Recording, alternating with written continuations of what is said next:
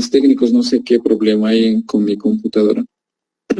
Bueno, esta noche les voy a hablar acerca de algunas infecciones oportunistas, quizá las que con mayor frecuencia vemos en el hospital, y de estas las más graves y que requieren un diagnóstico más temprano.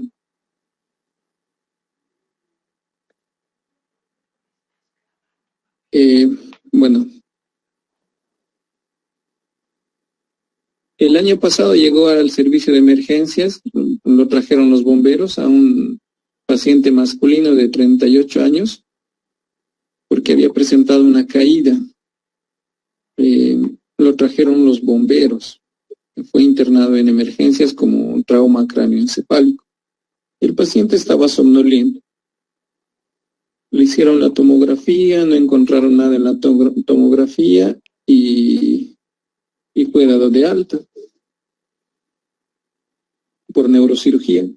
Sin embargo, la familia no quería que el paciente se vaya porque no lo veían bien. Decían, no está bien, por favor, revísenle, capaz tenga algo más. Y más o menos esta era la apariencia del paciente.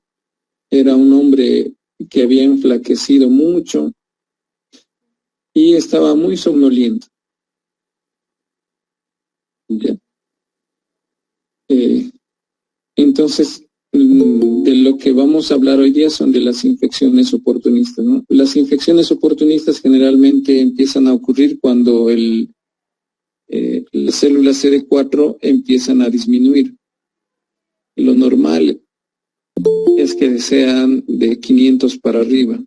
Ya cuando están entre 350 y menos empiezan a aparecer ciertas infecciones como la varicela, ciertas infecciones bacterianas, la tuberculosis.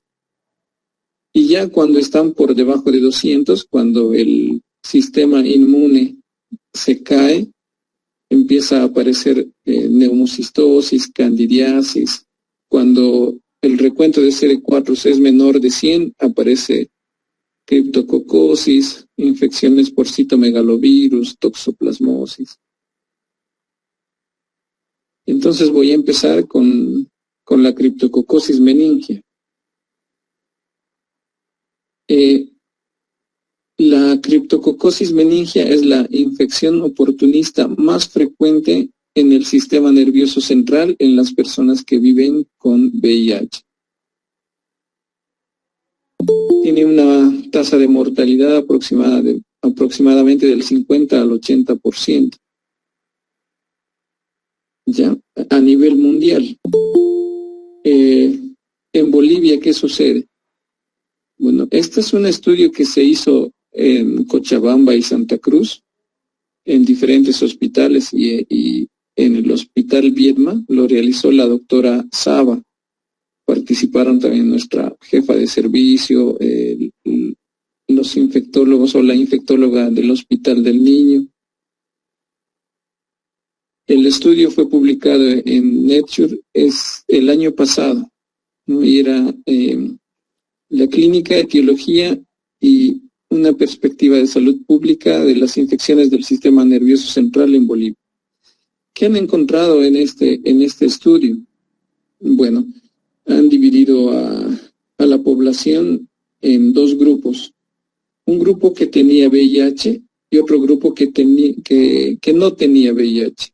Entre las personas que tenían VIH, la infección más frecuente del sistema nervioso central era la criptococosis, ¿ya?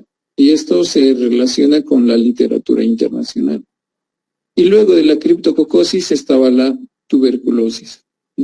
Algo muy importante es que en personas sin VIH, la principal causa de infección del sistema nervioso central es la tuberculosis. Bueno, y en el Hospital Viedma, estos datos también son del 2017. En todo ese año hubo 10 casos de criptococosis meningia. Y ese año, al menos en el hospital, era más frecuente la meningoencefalitis tuberculosa. hubo 12 pacientes con meningoencefalitis tuberculosa. De estos 12 fallecieron 5. De los 10 casos de criptococosis que había, fallecieron 5 también, casi la mitad. Y ese mismo año tuvimos 2 pacientes que tenían una infección por VIH, tenían una meningoencefalitis tuberculosa y una criptococosis meningia también. Y estos 2 pacientes fallecieron. Bueno, retomando el caso que les comentaba, se trataba de, luego que le dio de alta neurocirugía, lo vieron los del servicio de medicina, emergencias, y se trataba de un hombre de 38 años de edad que tenía antecedentes ya de haber tenido una infección por VIH y presentaba un cuadro de un mes. Tenía somnolencia, dolor de cabeza y se caía frecuentemente, a veces estaba irritable. Entonces, ¿qué hacemos ante un cuadro así? Bueno, podemos clasificar las infecciones del sistema nervioso central de acuerdo al síndrome que pueden ocasionar. Entonces se puede clasificar en 3 grandes grupos sindrómicos. El síndrome meningio, cuando tienen cefalea, fiebre y puede que tengan rigidez de nuca. El síndrome no focal, que es cuando presentan alteración del estado de conciencia, pero no tienen focalización. El síndrome focal es cuando presentan focalización, quiere decir hemiplegia, hemiparesia o alguna monoparesia. ¿Ya? ¿Qué más podemos hacer para hacer el abordaje y la diferencia de otros cuadros? Los síndromes meningios, además, podemos subdividirlos de acuerdo al tiempo de evolución. Se pueden presentar como cuadros agudos cuando la presentación clínica es menos de 5 días. En estos casos, generalmente la etiología es bacteriana o viral. Y cuando son más de 5 días hasta 30 días son cuadros subagudos y generalmente la causa es por criptococo, tuberculosis o listeria. En pacientes con VIH lo más frecuente es que sea criptococosis o tuberculosis. Y en síndromes meningios crónicos, donde lo más frecuente es la criptococosis y la tuberculosis. A diferencia de la tuberculosis, los pacientes que presentan criptococosis suelen tener dolor de cabeza y fiebre, a veces por más de un mes. Y no suele ser tan progresivo como la tuberculosis. En la tuberculosis van empeorando. Mientras pasa el tiempo, suelen ir peor. En la criptococosis, no, a veces vienen a consulta con esos síntomas de dolor de cabeza y fiebre nada más. Bueno, en todo paciente que tenga infección por VIH y síntomas neurológicos, tenemos que hacerle una imagen, una tomografía de cráneo o una resonancia. A nuestro alcance está la tomografía de cráneo. Y debemos valorar si es que presentan alguna lesión. ¿Tiene alguna lesión? Para poder hacer la diferenciación entre las otras infecciones del sistema nervioso central en los pacientes con VIH. En el caso que les presentaba, no tenía ninguna lesión en la tomografía, le hicieron la punción lumbar y encontraron que el paciente tenía una hipoglucorraquia, una glucosa de 20, proteínas de 50, no tenía pleocitosis, el líquido era así, cristal de roca. Y nada más. Entonces, con estas características podríamos pensar que no tenía ninguna infección, que quizá la hipoglucorraquia se debía porque no había desayunado ese día, porque no se ha alimentado, quizás su glicemia también estaba baja. Para hacer el diagnóstico oportuno de la criptococosis meningia, también tenemos que tener en cuenta otros parámetros, la presión de apertura, pedir la tinta china, en otras partes del mundo solicitar el antígeno para criptococo. Se podría hacer el FilmArray, que es un panel de PCR múltiple para varios patógenos. No se pidió el GeneXpert, tampoco tinción de Gram, cultivos, micrométodo que es útil para el diagnóstico de Chagas. La presión de apertura nos es muy útil para hacer la diferencia entre una criptococosis meningia, una tuberculosis o una meningitis bacteriana. Generalmente en las criptococosis meningias está elevada la presión de apertura. El diagnóstico de la criptococosis se realiza mediante estos métodos. En nuestro medio tenemos la tinta china, que es fácil de realizar, pero la sensibilidad no es muy buena. El FilmArray, igual que la sensibilidad no es buena. Cultivos para hongos no está, bueno, en nuestro hospital no lo tenemos que enviar a la escuela técnica o de manera particular. Y lo que les decía, en otras partes del mundo hacen el antígeno para criptococo, que son estas tiritas, son unas pruebas rápidas, que tienen alta sensibilidad y alta especificidad. Y bueno, que es lo mejor para hacer el diagnóstico de criptococosis, pero no lo tenemos en nuestro medio. El tratamiento de la criptococosis está a base de la anfotericina. Tenemos que evitar la elevación de la presión intracraniana y después de haber iniciado el tratamiento, recién iniciar el tratamiento antirretroviral. El tratamiento, los antifúngicos, existen varias combinaciones. La literatura indica que la mejor combinación es la flucitocina con la anfotericina liposomal. Lamentablemente en nuestro medio no tenemos flucitocina y la anfotericina liposomal es demasiado cara. Los pacientes no pueden comprarla. Cada ampolla aproximadamente cuesta 2.500 bolivianos. Y en el sistema público tenemos la anfotericina desoxicolato, que es muy tóxica, tiene varios efectos adversos, puede producir alteraciones hematológicas, renales, caída o elevación del potasio, ¿no? Y tenemos que combinar la anfotericina con el fluconazol. El tratamiento se divide en 3 etapas, ¿no? Una etapa de inducción, después está una etapa de consolidación.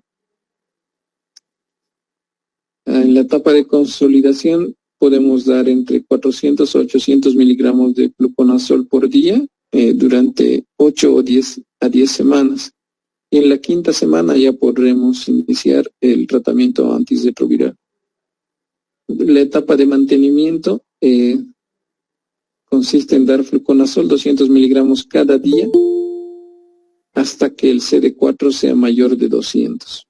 Y a veces suele ser más de 1 año. Y bueno, han hecho varios estudios para ver cuál es la mejor combinación acerca del tratamiento. Y lo que encontraron, ¿no? Que la mejor sería combinar flucitocina con anfotericina B liposomal. El año pasado salió un nuevo estudio donde sugieren utilizar una megadosis de anfotericina liposomal, 10 miligramos kilopeso, y luego continuar con fluconazol. Bueno, se ha visto que les va mejor a los pacientes que se hace punciones lumbares terapéuticas para disminuir la presión intracraneana. Ha mejorado la mortalidad de aquellos que se hacen, ¿no? y se recomienda sí o sí hacer si el paciente empeora o si presenta nuevos signos neurológicos, como dolor de cabeza, vómitos, confusión, edema de papila, disminuye la agudeza visual o la audición, o presenta algún parálisis, o presenta parálisis del sexto cuadro. Idealmente deberíamos medir la presión de apertura con este dispositivo, y lamentablemente en nuestro medio no tenemos, ¿no? ¿Qué hacemos? Utilizamos una llave de 3 vías. Conectamos a la aguja de punción lumbar y con eso medimos la presión de apertura. Dexametasona, deberíamos utilizar dexametasona. Hicieron un estudio y vieron que en pacientes con criptococosis y VIH no es recomendable utilizar la dexametasona. No deberíamos utilizar. El estudio es el CryptoDex. Bueno, entonces eso sería con relación a la criptococosis. Voy a hablarles ahora de la segunda causa más frecuente de infección del sistema nervioso central, la tuberculosis. Es también bastante frecuente en nuestro medio. Les comentaba que en nuestro hospital hubo 12 casos el 2017 y después de la pandemia aumentó. El año pasado creo que tuvimos más de 40 casos de meningoencefalitis por tuberculosis. Y bueno, un pequeño caso clínico, ¿no? Esta vez se trataba de un paciente hombre, 24 años, que fue traído a emergencias de una clínica privada. Su hermana lo llevó porque lo encontró en su casa inconsciente. Como antecedentes tenía que era un hombre que tenía sexo con hombres y el cuadro clínico más o menos era de 2 meses. Cefalea, náuseas, vómitos y pérdida de peso. Llegó a emergencias inconsciente, con fiebre y rigidez de nuca. La punción lumbar era bien patológica. El líquido era xantocrómico, también tenía hipoglucorraquia, las proteínas estaban elevadas, bien elevadas, y tenía pleocitosis de 200. Lo normal de leucocitos es de 5. Si recuerdan con el anterior caso que les comenté, el otro paciente solo tenía hipoglucorraquia, el resto estaba normal. Y en este paciente el GeneXpert fue positivo y la prueba rápida para VIH también fue positiva. El paciente tenía una meningoencefalitis tuberculosa. Se internó, bueno, después llegó al hospital Viedma, también tenía una tuberculosis pulmonar, tuvo una tuberculosis diseminada, ¿no? Una pulmonar y una meningitis. Estuvo internado, mejoró bastante con el tratamiento porque llegó inconsciente, teníamos mucho miedo de que iba a fallecer y respondió muy bien al tratamiento. Y se fue bien el paciente. Bueno, el tratamiento es de 1 año, ¿no? Isoniazida, rifampicina, etambutol, piracinamida, 2 meses y 10 meses de isoniazida y rifampicina.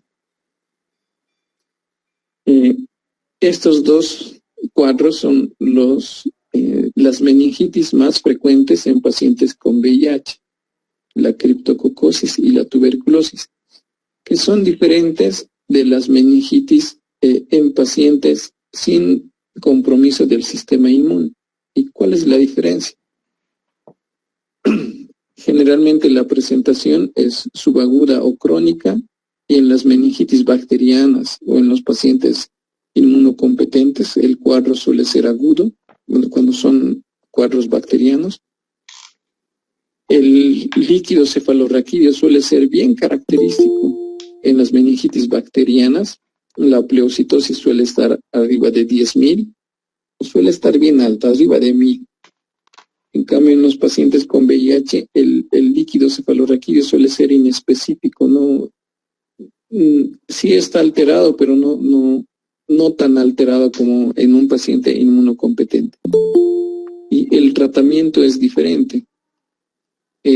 En los pacientes sin compromiso del sistema inmune, generalmente, como es por bacterias, el tratamiento va a ser ceftriaxona a dosis meningia con dexametasona. En cambio, el tratamiento empírico en un paciente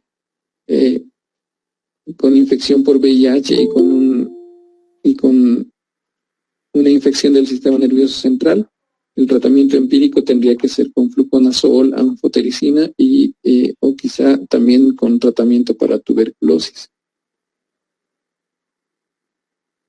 Bueno, ese sería el síndrome meningio en los pacientes con VIH, la causa más frecuente, criptococosis y luego tuberculosis.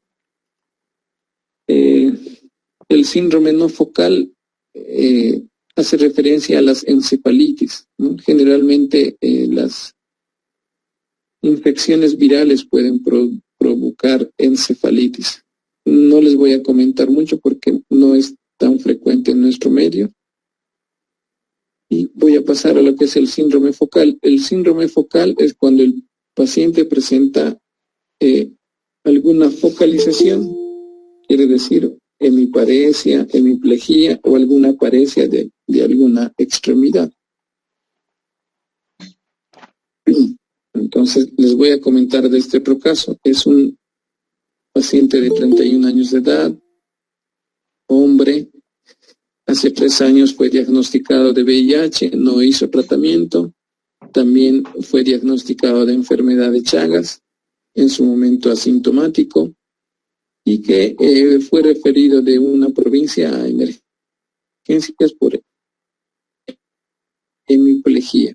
En emergencias le hicieron una tomografía donde podían ver una lesión que ocupaba espacio en el cerebro y que además desviaba la línea media.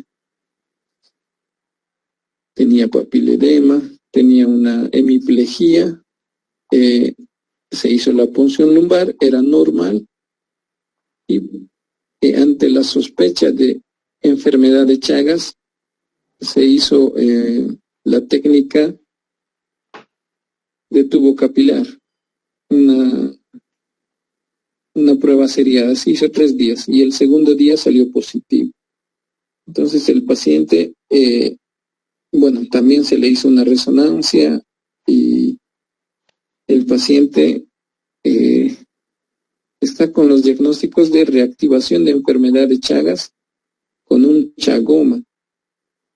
La reactivación de la enfermedad de Chagas también es relativamente frecuente en las personas que tienen VIH y en las personas que tienen una enfermedad de Chagas en etapa indeterminada.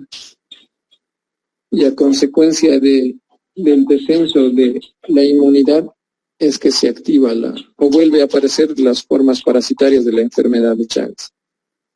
El tratamiento es benznidazol, 5 miligramos kilogramo de peso día, y en estos pacientes se puede iniciar también el tratamiento antirretroviral. Este paciente estaba recientemente internado en el hospital, se fue de alta el día de hoy y se fue muy bien, se fue caminando. Él llegó sin mover una mitad de su cuerpo y mejoró muy bien con el tratamiento.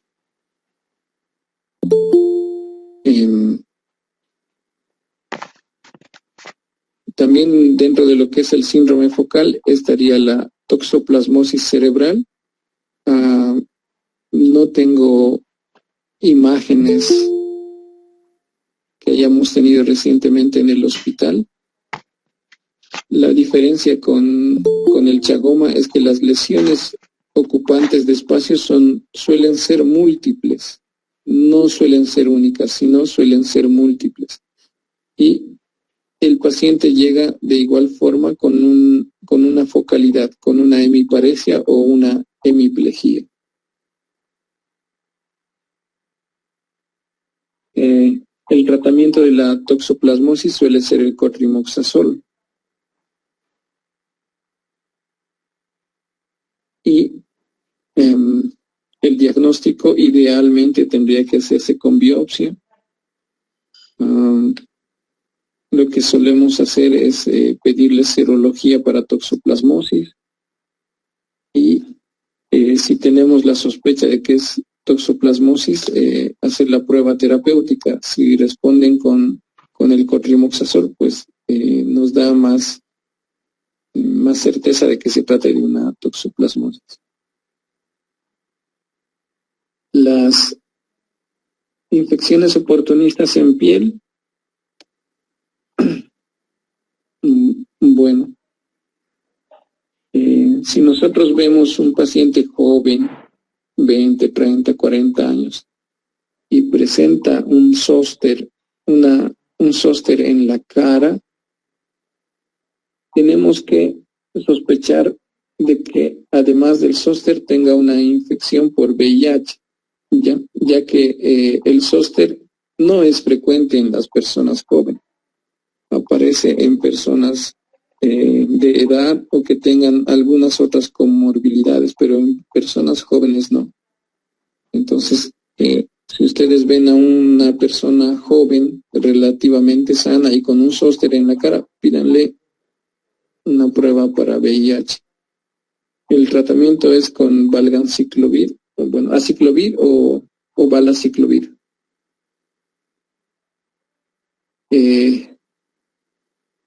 Otra enfermedad que es relativamente frecuente es el sarcoma de Kaposi.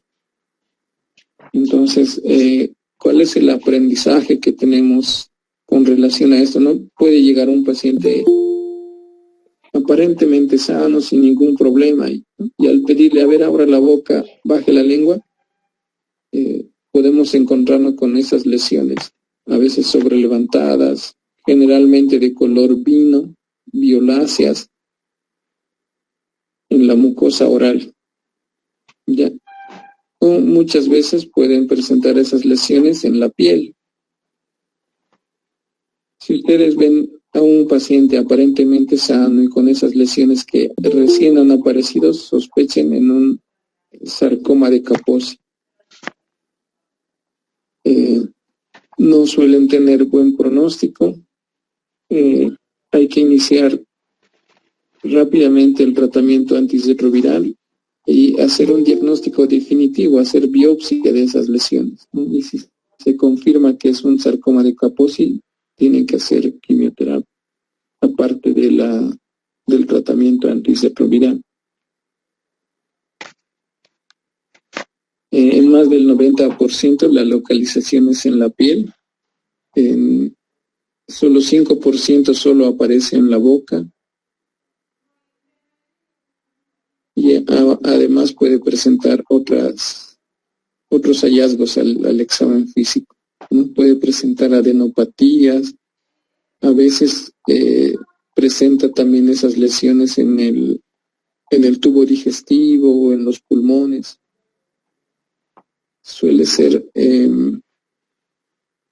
Suelen tener mal pronóstico cuando los pacientes ya llegan con sarcoma de Kaposi.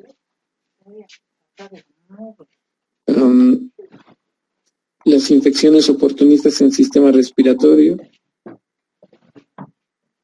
lo más frecuente suele ser la neumonía por neumocistis carini, la neumocistosis, y las radiografías suelen ser así, con un patrón intersticial difuso.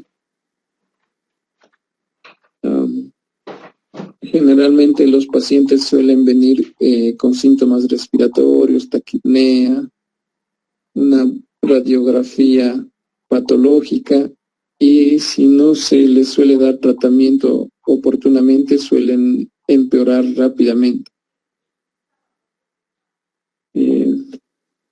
Bueno, esta es otra radiografía, igual con un patrón intersticial de predominio iliar. En nuestro medio no tenemos con qué hacer el diagnóstico definitivo. La literatura indica atención de Giemsa o cultivo del lavado bronquial alveolar, pero en nuestro medio no contamos con métodos para hacer el diagnóstico definitivo. El tratamiento de elección es el cotrimoxazol. La dosis es de 15 a 20 miligramos kilogramo de peso cada día de trimethoprim cada 6 horas durante 21 días. Si el cuadro es leve por vía oral, indican que si es grave por vía endovenosa. Y de nuevo, en nuestro medio no tenemos tratamiento endovenoso. En las formas graves, aparte, tenemos que añadir corticoides. Bueno, después de la neumocistosis, la causa más frecuente de infección respiratoria en pacientes con VIH es la tuberculosis. A la izquierda está una tomografía normal y a la derecha pueden ver una tomografía patológica. Esta es de un paciente joven, creo que tenía unos 27 años, vino igual por un cuadro crónico, más o menos 2 meses, pérdida de peso, tos, estaba muy enflaquecido. En sus exámenes complementarios tenía anemia, leucopenia, plaquetopenia. En su tomografía tenía este patrón intersticial micronodular, muy sugerente de una tuberculosis miliar. En este paciente encontramos la tuberculosis en la biopsia de médula ósea y se fue con tratamiento para tuberculosis. Las infecciones oportunistas en sistema digestivo, las más frecuentes está la candidiasis oral y la candidiasis esofágica.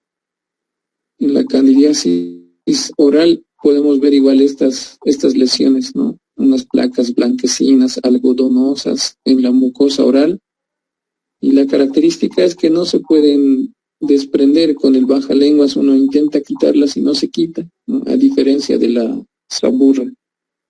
El tratamiento consiste en fluconazol en la candidiasis oral durante 1 semana y en la candidiasis esofágica 2 semanas. La candidiasis esofágica suele ser la principal causa de disfagia en pacientes con VIH. Bueno, aquí hay otras imágenes más de candidiasis esofágica. Y suele responder muy bien al tratamiento. Generalmente al primer, segundo día de tratamiento ya suele perderse esas placas blanquecinas, en la boca principalmente. ¿Qué otras enfermedades o infecciones oportunistas afectan al sistema digestivo? Entre las bacterias está la salmonela. Los pacientes pueden presentar una fiebre tifoidea. El diagnóstico de fiebre tifoidea es mediante hemocultivo, no mediante la reacción de Vidal. Pueden presentar diarreas por Shigella, por Escherichia coli. Lo más común, según el manual de infecciones oportunistas de Bolivia, menos frecuente Clostridium, aunque en los pacientes internados sí suele aparecer bastante.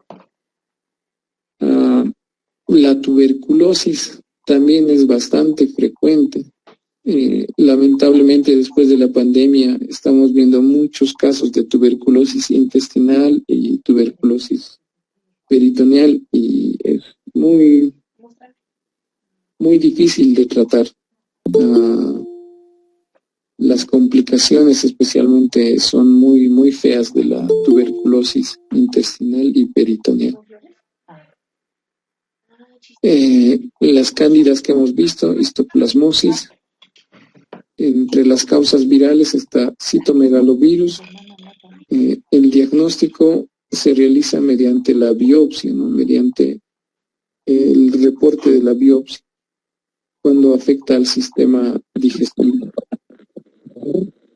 Entre los parásitos más frecuentes está el Cryptosporidium, Isospora. También es frecuente en nuestro medio la estrongiloidiasis, ¿no? Generalmente la rutina que nosotros pedimos es búsqueda de Cryptosporidium, Isospora belli y método Berman para ver si no tienen una estrongiloidiasis. Bueno, esa es la presentación que quería compartir con ustedes. No sé si tienen alguna pregunta.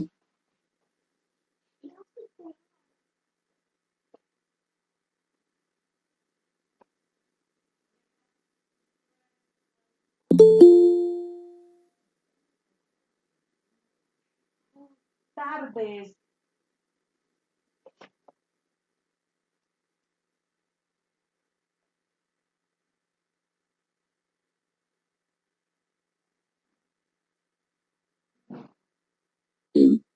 ¿Alguna pregunta acerca de la presentación?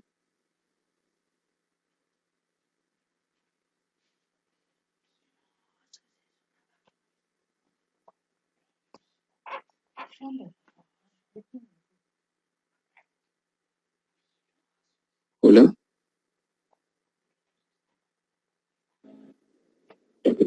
Al parecer, mi estimado doctor, no tenemos ninguna pregunta en el chat. Bueno,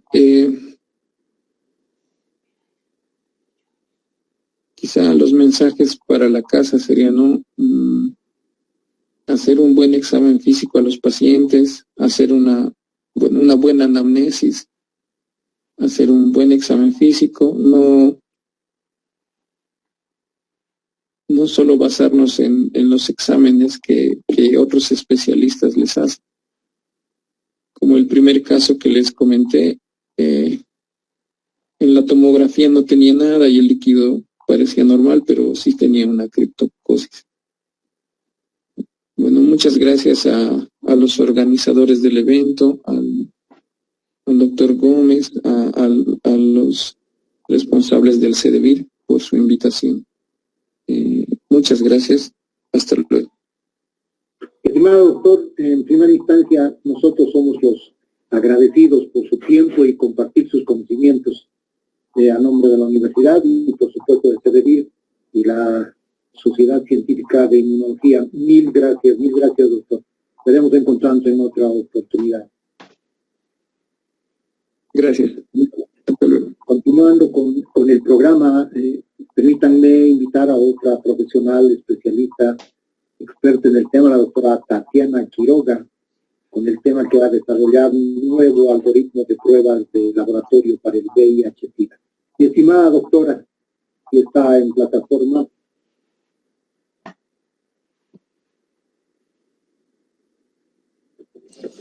Sí, David, voy a poner mi presentación y ahorita empezamos, por favor. Excelente, doctora. El tiempo es de usted.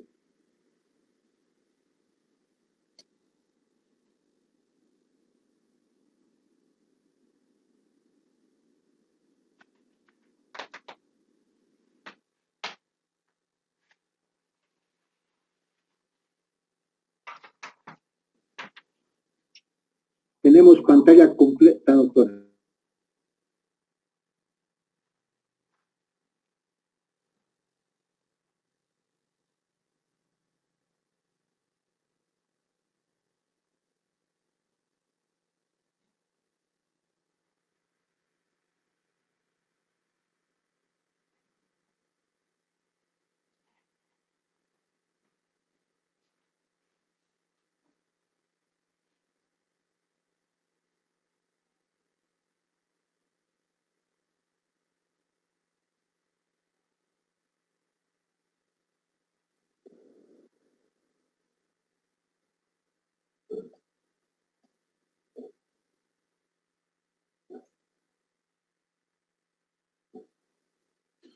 Buenas noches, David. Buenas noches, doctores, doctoras, licenciadas.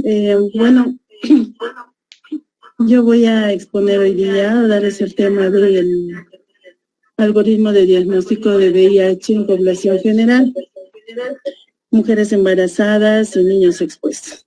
Bueno, mi nombre es Tatiana Quiroga, soy la responsable del laboratorio del CDBIR Cochabamba. 11 años que trabajo con el programa. Bueno, un gusto de estar con ustedes y de haber sido invitada para esta exposición. Bueno, el día lunes la doctora Calderón habló de lo que son los manuales, el tratamiento de antirretrovirales mayores, adultos, niños, lo que son los TS, pero no nos olvidemos de lo que es la ley 3729. Tenemos nosotros en la ley 3729 que también va a tener algunas modificaciones como las otras guías que mencionaron el doctor Cristian y la doctora Calderón. Esta ley también va a tener algunas modificaciones, pero en esta ley tenemos que tener bien en cuenta que tenemos el artículo 14, donde tenemos que a la mujer embarazada nosotros tenemos que ofrecerle las pruebas rápidas para ya no tener más niños con VIH, ¿no? Es alarmante el porcentaje de niños que tenemos con VIH. Entonces, según este artículo, el artículo 14, instituciones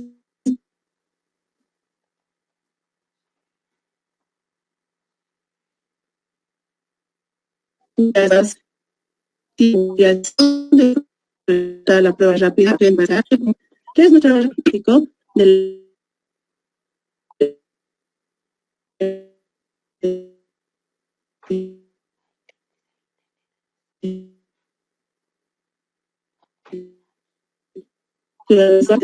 ahora tenemos que decir es fácil de realizar. Lo único que se necesita es, bueno, si contamos con un laboratorio, un centro de salud que cuenta con un laboratorio, bueno,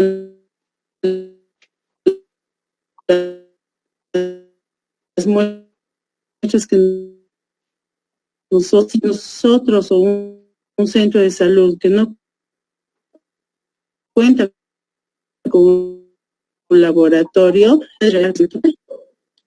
Bueno, este era nuestro antiguo algoritmo que nosotros teníamos y que todavía muchas personas piensan que está vigente este algoritmo.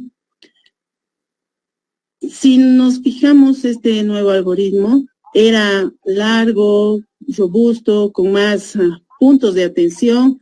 Si nos fijamos en la primera parte, era el punto de atención, o el centro de atención, o el hospital donde se atendía al paciente. Una vez de que teníamos esta prueba o la muestra de VIRS, ahí se procesaba otra vez lo que era una prueba rápida, un ELISA. Si en este caso salía el ELISA positivo, se tenía que derivar al laboratorio de referencia. En nuestro caso, en Cochabamba, era la AVIMED. En su momento era la AVIMED. En Santa Cruz es el CENETROP y en La Paz es el ENLAZA. Ahora tenemos este nuevo algoritmo de diagnóstico. Si lo podemos ver, es más corto, más sencillo, menos robusto. Entonces, el objetivo de este nuevo algoritmo es descentralizar la confirmación de diagnóstico de VIH. Reducir el tiempo de diagnóstico y anticipar el exceso de población. ¿En qué consiste el algoritmo de diagnóstico de VIH? El nuevo algoritmo realizamos la prueba rápida en un centro de salud. Disculpe, doctora, no se están viendo sus diapositivas. A ver, denme un momentito, ahorita lo voy a revisar.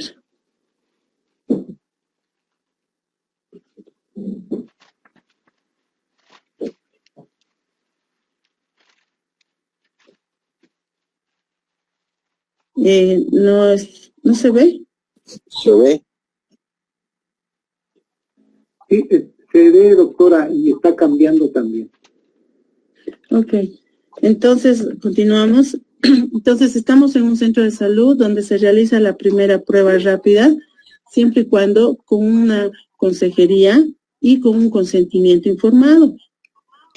Es bien importante a la persona que se va a realizar la prueba rápida hacer llenar el consentimiento informado para algún proceso legal que algún momento se pueda presentar y entonces el médico o el personal de salud no esté en problemas, ¿no? Entonces, una vez que hemos hecho la consejería, el consentimiento informado, se realiza la primera prueba rápida. Esta prueba rápida tenemos dos resultados, uno que puede ser no reactivo y el otro reactivo. En caso de que salga no reactivo, no hay ningún problema, se le entrega el resultado siempre con una postconsejería.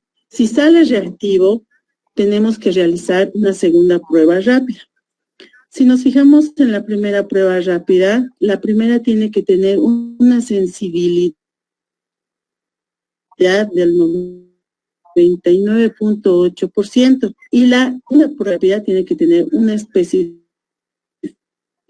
del 9%.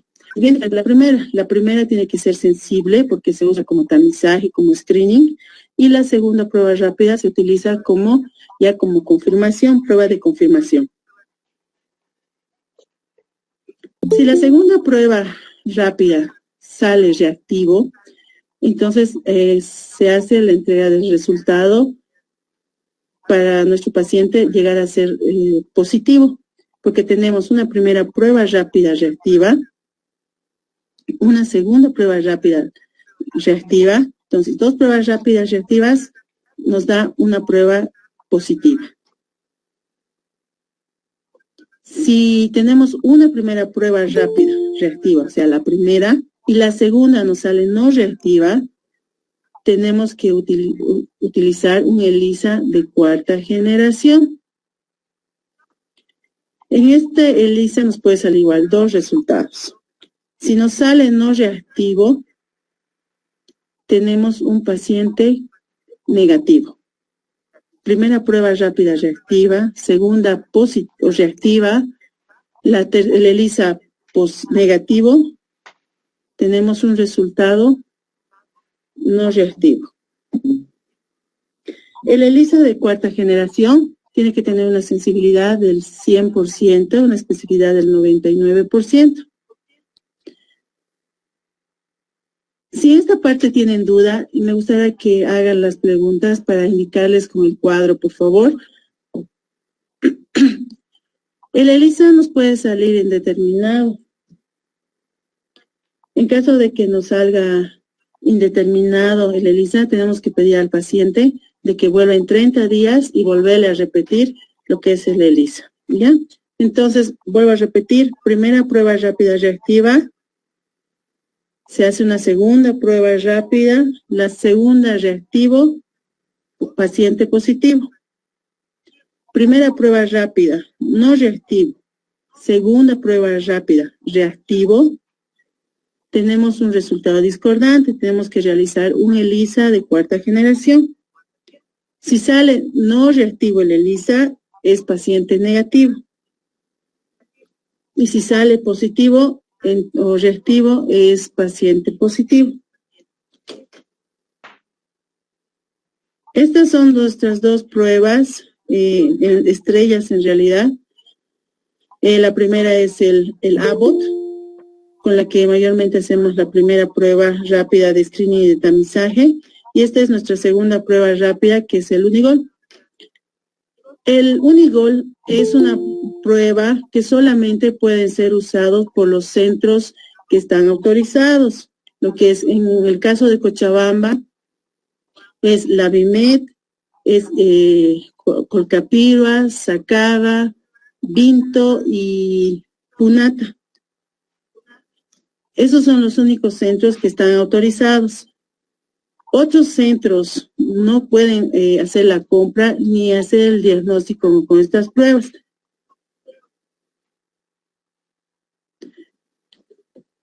¿Cuáles son los principios de diagnóstico de laboratorio? Tenemos que tener exámenes de laboratorio de diagnóstico para infección por VIH. Estas pueden ser las pruebas directas y las pruebas indirectas. Las pruebas directas identifican a la gente de una parte del VIH. En realidad estas pruebas directas llegan a ser el GeneXpert y las pruebas indirectas son las pruebitas rápidas. ¿Cuáles son las ventajas? Es ampliar el acceso del diagnóstico, acelerar la diversión de aquellas personas con diagnósticos positivos, mejorar el término de tiempos y de recursos de diagnóstico. O sea, lo que queremos nosotros es tener el diagnóstico de VIH de un paciente lo antes posible. Las pruebas rápidas. La prueba rápida, como dije hace rato, es una prueba de tamizaje, de screening, que es una prueba sensible, tiene que tener 99.8% de sensibilidad y que cumple los siguientes requisitos. Tiene que estar evaluado por desempeño de INLASA, laboratorios de referencia o sin observaciones, registro sanitario otorgado en Bolivia y la lista de productos diagnósticos precalificados por la OMS. Lo mismo la segunda prueba rápida, pero esta ya no es sensible, tiene que tener una especificidad del 99.9% y tiene que tener una evaluación de desempeño en LASA o laboratorios de referencia sin observaciones, también el registro sanitario vigente en Bolivia y además tiene que tener un diagnóstico in vitro precalificado de la OMS.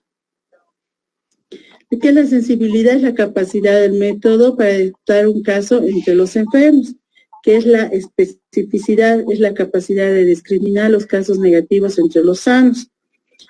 ¿Cuál es el verdadero positivo? Enfermos que tienen la técnica de realmente que son positivos. ¿Cuáles son los falsos positivos? De estos falsos positivos tenemos muchos, mayormente nos dan esto en mujeres embarazadas, niños con desnutrición o pacientes con alguna insuficiencia renal o inmunológica. Tenemos hartos estos falsos positivos, ¿no? Los valores predictivos positivos, la frecuencia de enfermos que tienen el resultado positivo, los negativos que realmente son negativos. La prueba de ELISA, esta prueba de ELISA tiene que ser de cuarta generación. No podemos usar una de primera ni de segunda, porque les voy a explicar más adelante. Tengo un cuadrito que determina los tiempos. Entonces, el que está avalado por el programa nacional es el de cuarta generación, con sensibilidad del 100%, una especificidad del 99%, y además que tiene que cumplir los mismos requisitos, ¿no? Este ELISA de cuarta generación se utiliza, o sea, el desempate del ELISA se realiza solamente para el diagnóstico de lo que es población general y niños mayores de 18 años. Las pruebas indirectas, las ventajas y desventajas. Las pruebas indirectas son fáciles de realizar, leer, interpretar, aplicable en el mismo lugar de atención, o sea, no necesitamos un lugar adecuado. Esto se puede realizar en talleres, ferias o en lugares muy lejanos que no cuentan con laboratorios, no requieren condiciones especiales para su almacenamiento. Las desventajas, tiene un periodo de ventana, porque los anticuerpos demoran en formarse, pueden dar falsos reactivos al encontrar anticuerpos similares a lo que es el VIH. Las pruebas directas, estas tienen una alta especificidad, no hay falsos positivos, periodo de ventanas cortas o casi inexistentes. Las desventajas de estas pruebas indirectas son las pruebas moleculares, por lo que son costosos los equipos y los reactivos. Esas serían las desventajas de las pruebas directas. Este es el cuadro de las pruebas. Este es según las semanas. En el día 0, cuando una persona se infecta con lo que es el VIH, a la semana produce un material genético, la primera semana. Y el ELISA de cuarta generación, a la segunda semana, o sea, a los 14 días, ya puede detectar anticuerpos de lo que es el VIH, ¿no? En cambio, la prueba de tercera generación detecta a la tercera semana. y la segunda, la prueba de segunda generación a la 4ª semana y la de primera a la 5ª y lo que es el Western blot a la 6ª semana. Antes usábamos el Western blot y teníamos que esperar. Disculpe, dígame. No se ve, se nota borrosa sus diapositivas. Sí, no podemos diferenciar la letra. Esta está un poco borrosa, no he podido encontrar una más clara.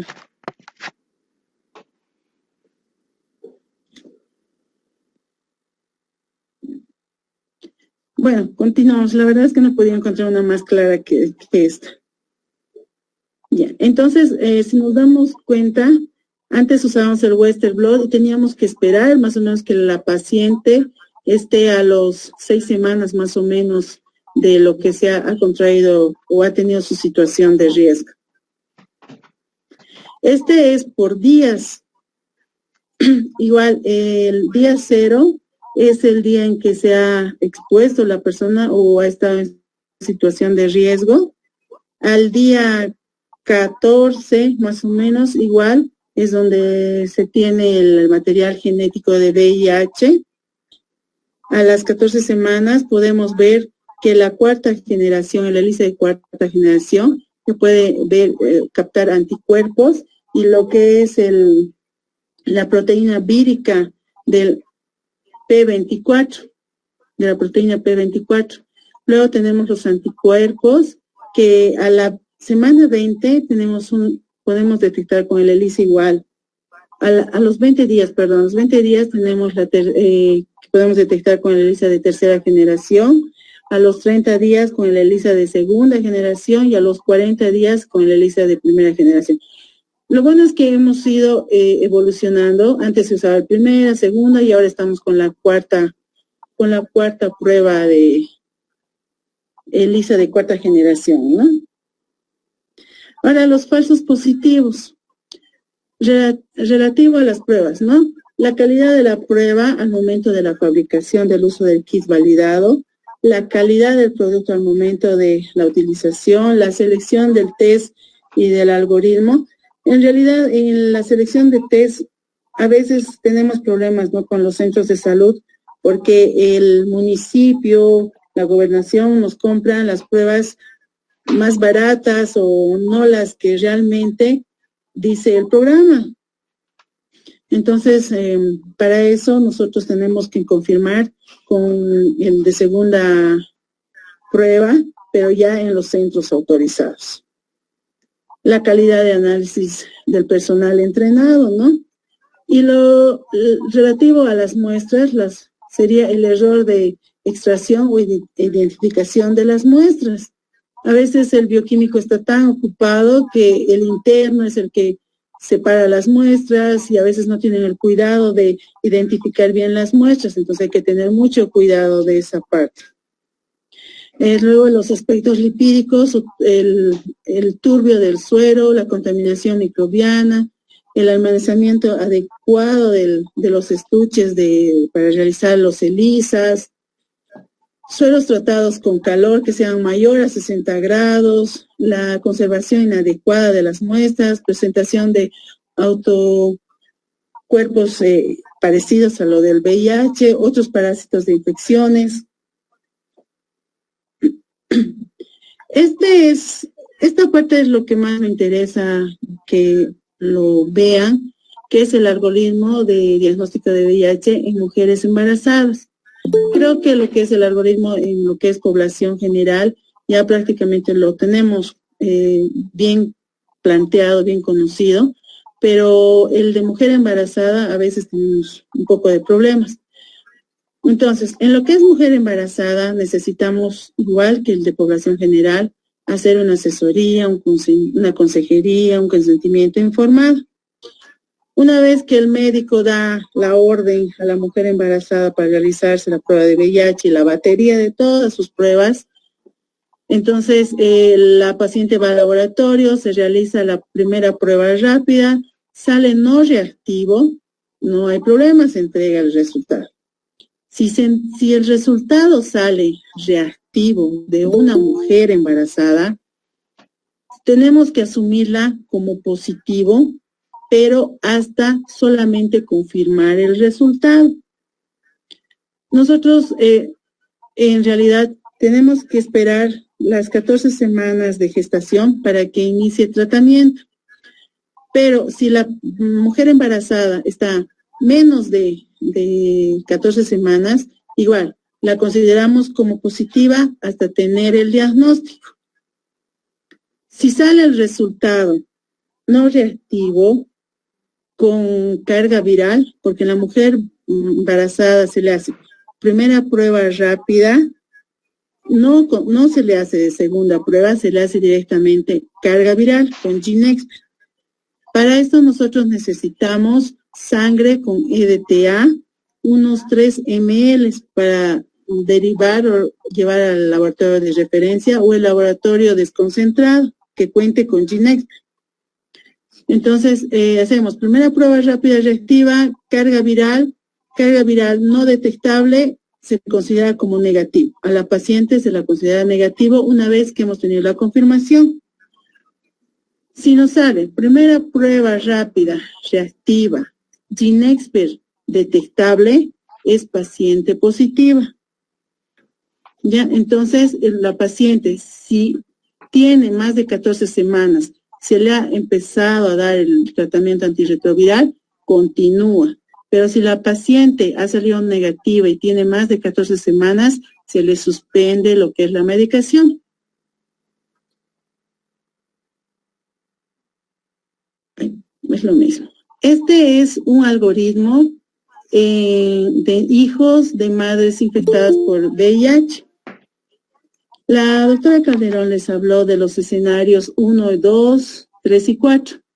El escenario 1 y 2 son de bajo riesgo, donde la prueba de carga viral o de VIH, aquí podemos hacer la carga viral cualitativo o cuantitativo a las 4 semanas de vida del recién nacido.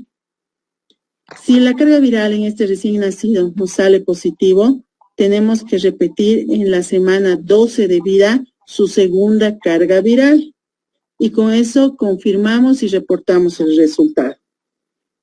Si en la carga viral este niño nos sale o este bebé nos sale negativo, tenemos que repetir a las 12 semanas de vida. Si nos sale negativo, confirmar, o sea, ya lo hemos confirmado, ponemos negativo y lo reportamos. Ese es en el escenario 1 y 2. Si en el escenario 3 y 4 de alto riesgo, la carga viral o el VIH cualitativo o cuantitativo se le realiza a los 2 a 7 días de vida. Mayormente consideran que se realice a los 7 días de vida del recién nacido.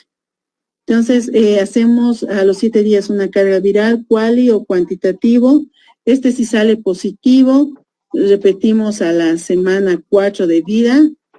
Si sale positivo, paciente confirmado positivo y lo reportamos. Si sale negativo, repetimos igual a la semana 4 de vida. Negativo, si sale negativo, repetir en la semana 12 de vida. Si sale negativo, confirmar como negativo y reportar. Para realizar esta carga viral o esta confirmación en niños expuestos de madre VIH positivo, nosotros para llevar al laboratorio la muestra necesitamos igual sangre con EDTA, unos 3 ml, y necesitamos llevar lo que es el anexo A4 y lo que es la fotocopia del recién nacido, y tenemos que ponerle nombre a ese niño. No podemos ponerle RN o NN, no, tenemos que ponerle un nombre el rato que se lleva al hacer la confirmación, tenemos que llevar un nombre con ese niño, ¿no? Tiene que tener un nombre. Es lo que les recalcó la doctora Calderón, que le había dicho el doctor Amílcar, de que por favor pongan nombre, porque mientras no pongamos nombre a ese niño, no subimos al sistema y no se puede dar un diagnóstico ni reportar un resultado. Entonces, por favor, llevamos el anexo 4, la fotocopia de recién nacido y que tenga nombre el niño. En conclusión, cuando son mayores de 18 años y población general, Si la primera prueba rápida es no reactiva, se considera negativo. Si la primera prueba rápida es reactiva y la segunda es reactiva, consideramos positivo. Si la primera prueba rápida es reactiva, segunda no reactiva, el ELISA no reactivo es negativo. Si la primera prueba rápida es reactiva, segunda prueba rápida no reactiva y el ELISA reactivo, es paciente positivo. Ahora, en mujeres embarazadas y puérperas, primera prueba rápida no reactivo, paciente negativo. Si es reactiva la primera prueba y la carga viral detectable, paciente positivo. Si la primera prueba es reactiva y la carga viral es detectable, es positivo. Creo que ya dije eso, ¿no? Es positivo. Entonces, en los nacidos de madres positivos con VIH, es la carga viral. Si sale no detectable el niño en las dos pruebas rápidas, en las dos cargas virales, es negativo. Y si sale las dos cargas virales positivo, es paciente positivo. Una carga viral que no salga positivo es paciente considerado positivo, ¿no? Porque es una prueba directa donde no tiene periodos de ventana y además que al niño recién nacido nosotros no podemos pedir un ELISA ni primera prueba rápida, no podemos porque sabemos que los anticuerpos que tiene la madre le pasa al niño hasta los 18 meses de vida. Entonces, prohibido pedir, doctores, doctoras, primera prueba rápida o prueba rápida a un recién nacido. Tenemos que pedir carga viral a nuestros niños recién nacidos. Este es nuestro registro del anexo A4, donde en la primera parte se llena todos los datos del paciente, nombre completo, fecha de nacimiento, carnet de identidad, a qué género pertenece, cuántos años tiene, dónde vive, si es extranjero, boliviano. En la segunda parte tenemos que llenar todo lo que es el resultado de la prueba, si se ha hecho la primera, la segunda prueba. En realidad solo llenan los centros de desconcentración, los de referencia. Para este anexo A4 nosotros necesitamos, cuando mandamos a confirmar, necesitamos mandar bien llenado ese formulario y lo que es una fotocopia de carnet, porque a veces el paciente no nos dice la fecha exacta de cumpleaños o su nombre verdadero, o tienen dos nombres. Entonces, para subir al sistema tenemos muchos problemas, entonces por eso se les pide lo que es el anexo 4 y la fotocopia de carnet. El antiguo algoritmo con el nuevo algoritmo. Antes el antiguo algoritmo consistía en una prueba de entrada, que era la primera prueba rápida, que eso hacían en los centros de salud. Y luego hacían un ELISA si es que este centro de salud contaba con un lector de ELISA, ¿no? Si esto salía positivo, lo derivaban a lo que era el CDVIR o los CRVIRs. Entonces, una vez que en los CDVIRs o los CRVIRs volvían a procesar primera prueba, un ELISA, derivaban a lo que era el laboratorio de confirmación, en este caso en Cochabamba, la BIMED. Entonces, en la BIMED hacían primera prueba rápida, un ELISA otra vez y recién el Western blot. Entonces, repetían la muestra como 3, 4 veces. Ahora, el nuevo algoritmo es más rápido. Se hace primera prueba rápida, sale positiva, la segunda prueba rápida, si sale positivo, paciente positivo. Y si hay una discordancia entre la primera y la segunda, corremos un ELISA y ese resultado tiene que salir en realidad en el día. Los laboratorios de referencia o los desconcentrados tienen que sacar los resultados en el día. Antes los requisitos de estos eran 3 sitios, que era el punto de atención, el CDVIR y el laboratorio de referencia. Ahora es el punto de atención, el CDB o el laboratorio que está autorizado para hacer las confirmaciones. Las pruebas rápidas de VIH tienen procedimiento, como les dije, fácil de realizar, de interpretar, se aplica en cualquier lugar. El tiempo necesario para su ejecución de la lectura y el poder reportar es de 30 minutos y solo nos piden VIH. No requiere condiciones especiales, almacenamiento es de 2 a 30 grados.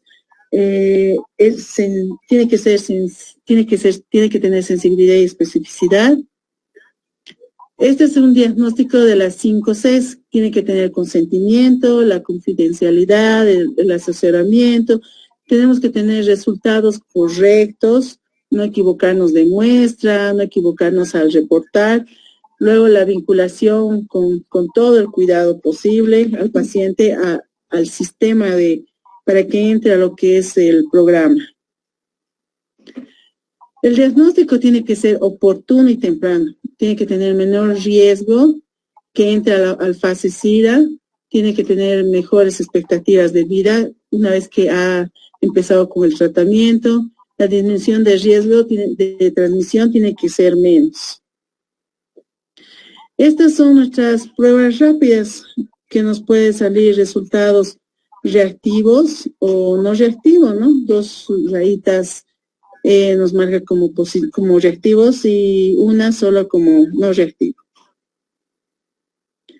Podemos tener estas posibles pruebas, que la primera es reactiva, la segunda es no reactiva y en los 2 últimos inválidos, porque pueden estar vencidos o pueden estar en lugares en elevadas temperaturas. Entonces, son 2 pruebas. Teniendo ese caso, volvemos a repetir otra nueva prueba de otro lote, otro vencimiento.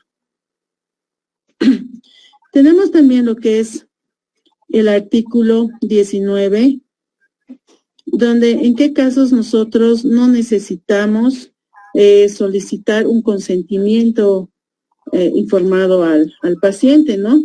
En este caso son en donaciones de sangre, cuando tenemos hemoderivados, la leche materna, semen, órganos, tejidos.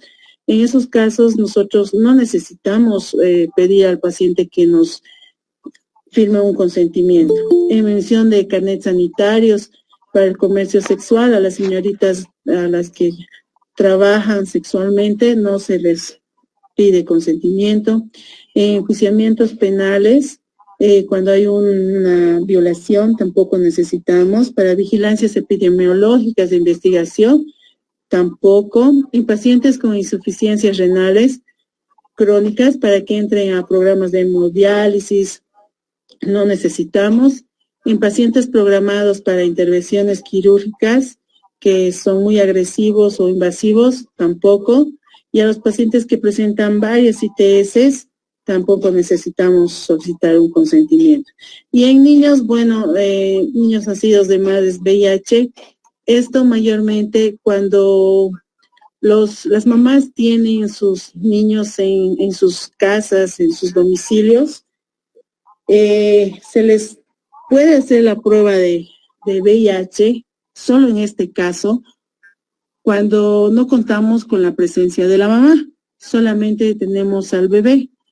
Como cuando tienen en sus casas, en el campo más que todo, tienen en sus casas las señoras, entonces es más fácil llevar al niño al centro de salud y a la mamá le dejan descansar, ¿no? Entonces, para eso nosotros le hacemos una prueba rápida a este niño, pero no para ver el diagnóstico de lo que es el niño, sino vemos el diagnóstico de la madre.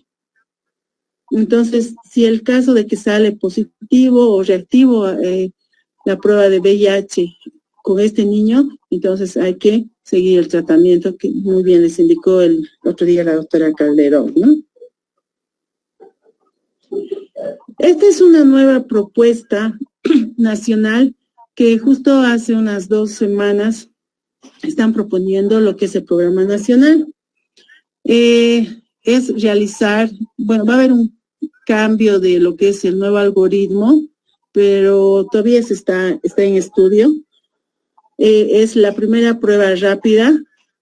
Si sale positiva o reactiva, se hace la segunda prueba rápida. Si esto sale reactivo, entonces es paciente positivo. Pero si tenemos primera prueba rápida reactiva, segunda prueba rápida no reactiva, ya no se va a utilizar el ELISA, sino va a haber una tercera prueba rápida que están validando. Entonces, este va a ser tal vez, es una nueva propuesta que está proponiendo el programa nacional. Pero bueno, en su momento se les hará conocer tal vez el cambio que vamos a tener. Bueno, eso es todo. ¿Alguna pregunta, duda?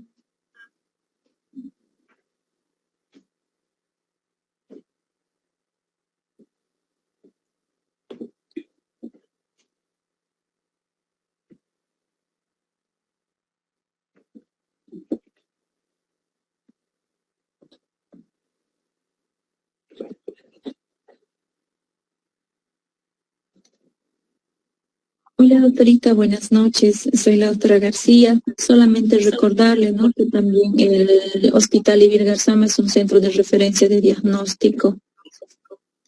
Sí, doctora, perdón, se me fue. Ibir Garzama es uno de nuestros centros más comprometidos que en realidad tenemos.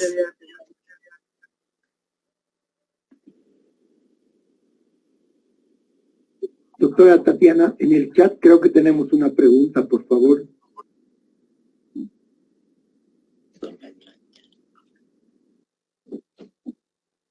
A ver, lo voy a revisar.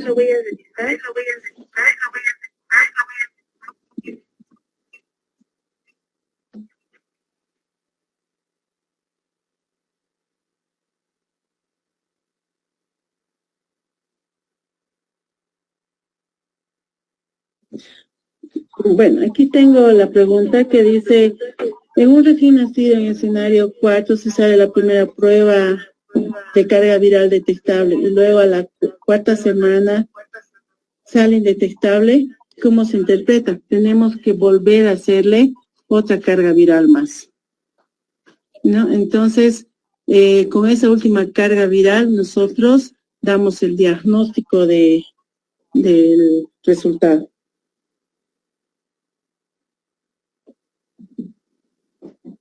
Luego se envía sangre entera anticoagulada, QTTA para diagnóstico de VIH en mujer embarazada y para el recién nacido. ¿Cuánto tiempo se puede tardar en derivar las muestras si es en caso? Trataremos de que sean 24 horas lo que es la en sangre total. En caso de que no pudieran mandar en las 24 horas, pues lo que podemos hacer es centrifugar la muestra y tener un poco más de 1 ml de plasma.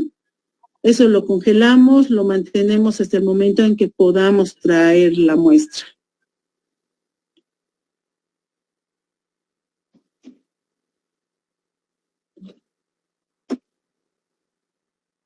Luego me pregunta la doctora Violeta Fernández, doctora, ¿hay causa de rechazo para carga viral? La cantidad es para rechazar la carga viral. En realidad el equipo del GeneXpert nos requiere una buena cantidad de plasma. En realidad tiene que ser más de 1 ml de plasma para poder procesar. A veces es difícil tomar a un recién nacido, ¿no? Una cantidad de unos 3, 4 ml nos es complicado, pero la verdad no hay de otra, que tenemos que nomás tomar esa cantidad.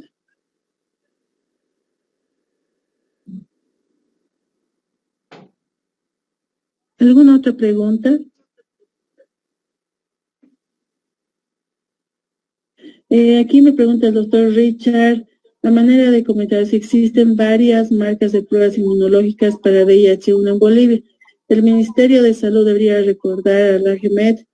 Sí, en realidad hemos tenido muchas preguntas de varios centros de salud. Si tenemos una lista avalada por el programa, tenemos, tuvieran que acercarse al programa de VIH en el CEDES porque tenemos una lista de pruebas validadas por el Programa Nacional para las primeras pruebas rápidas.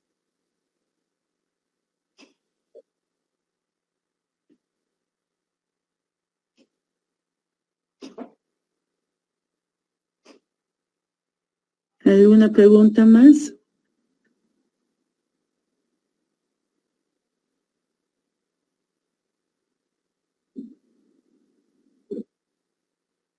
Creo que eso es todo. David, muchas gracias por la invitación. Espero que este tema haya sido de mucha importancia y de que, bueno, lo apliquen los laboratorios y tomen en cuenta los requisitos que necesitamos, ¿no? Para las confirmaciones en cada uno de los algoritmos. Muchísimas gracias, doctora. Realmente la temática es sumamente importante y nosotros nos comprometemos a seguir difundiéndolo, haciendo llegar todas las normativas y todas las actualizaciones que correspondan a todos los servicios de salud para que sigan dando la continuidad y la calidad de su atención. Muchas gracias por su tiempo, muchas gracias por transmitirnos todo. Tal vez una pequeña solicitud, si fuera tan gentil de hacernos llegar algún documento en PDF para poder hacer llegar a nuestros participantes en algunas guías positivas que a veces no ha sido muy legible. Van a tener el video para hacer una retroalimentación del feedback, pero sería fenomenal una aporte. Claro, les puedo hacer llegar la presentación y también si ustedes o los centros de salud o los hospitales, laboratorios tal vez privados, requieren de lo que es el nuevo algoritmo de diagnóstico en población general, mujer embarazada, niños expuestos, de madres VIH positivo, pueden pasar por el CDVIR, se les puede dar una copia de estos algoritmos.